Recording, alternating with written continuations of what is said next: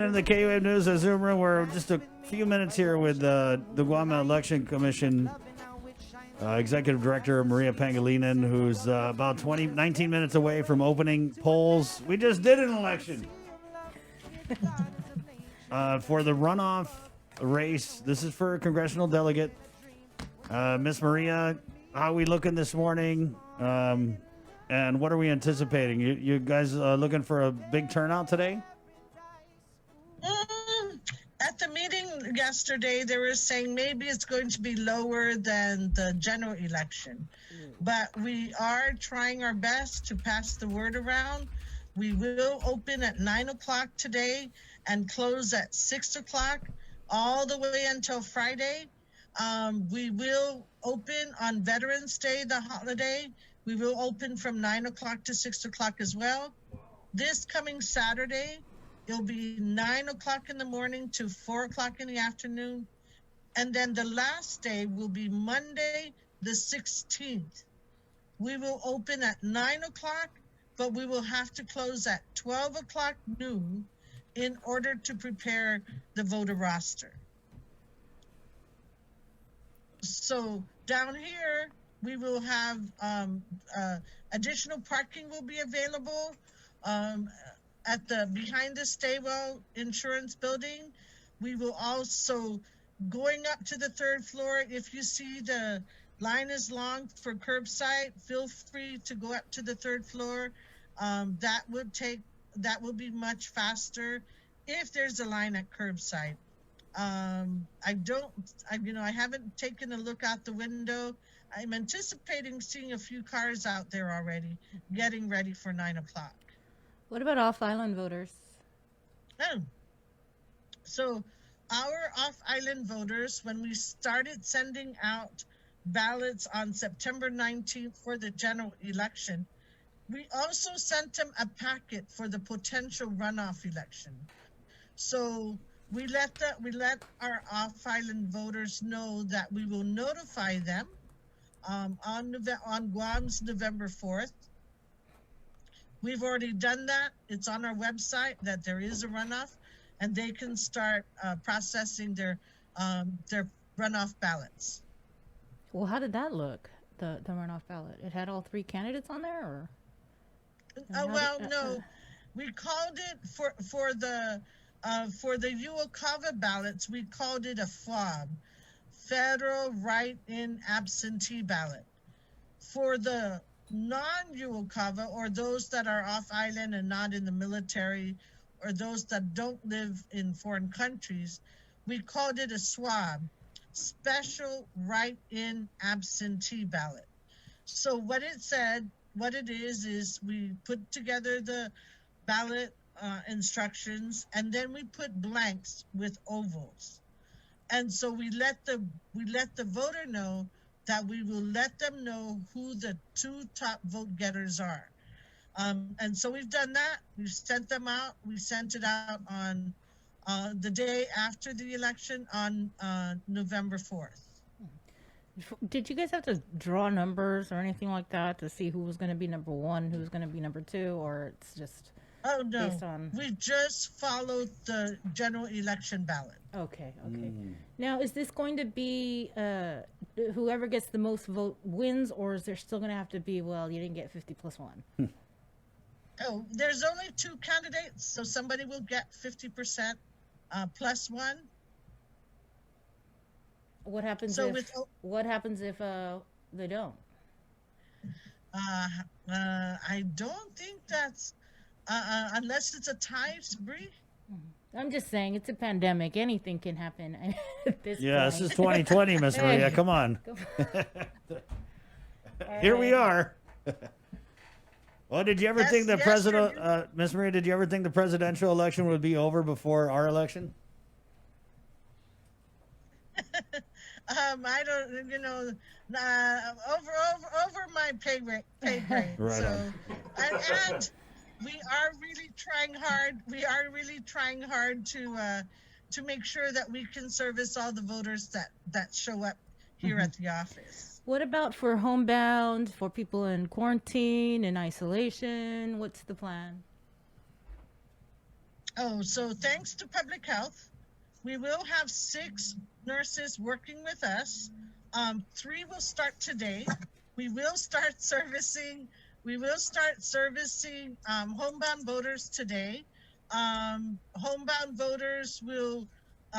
We will visit them starting today, and we will go on all the way to election night, up until right before um, right before 8 o'clock election night. Um, uh, so Wednesday, I believe, Wednesday the 11th, we will start servicing our COVID patients, and we will go to both GMH and GRMC starting on Wednesday, possibly. And again, it's all it's, when we Bree and Chris, when we service our homebound voters, it's, we set up a time, we set up appointments, but we let them know that there's a possibility we're going to run late, because it depends on how it depends on how our homebound voter feels on when we're there. So it may take a little longer, but we are planning to serve as many as them as possible, starting today. Do you have any numbers in terms of how many individuals voted that were in home quarantine? And I mean, not home quarantine. So we had 680. We had 680 vote. I'm sorry. We serviced 685 voters for the general election. That's isolation, quarantine. Yes, we went to quarantine and isolation at least twice, and GMH too. The COVID patients at GMH, who were wanting to vote. What about your staff, Maria? How are they doing? Anybody have been exposed to the COVID virus, or tested positive or anything like that? As far as our staff here at GEC, no, one of our staffers left yesterday, so he had to test, and he was negative all the way through, even in Japan. Our consultant left too, and he was negative when he came, and he was negative when he left. We've had a couple staffers in the past who were tested because of contact tracing, and they were, they're here now working hard at that. So thank you. I logged in at the tail end of the meeting yesterday, but there was mention about recounts for the GEGO race, I think, and maybe the GB. Yes. So the GEGO race for mayor needs a recount, but the law requires that a recount be conducted. Also, the Guam Education Board, the number 6 and 7th place, needs to be recounted as well. We proposed the timeline for the board.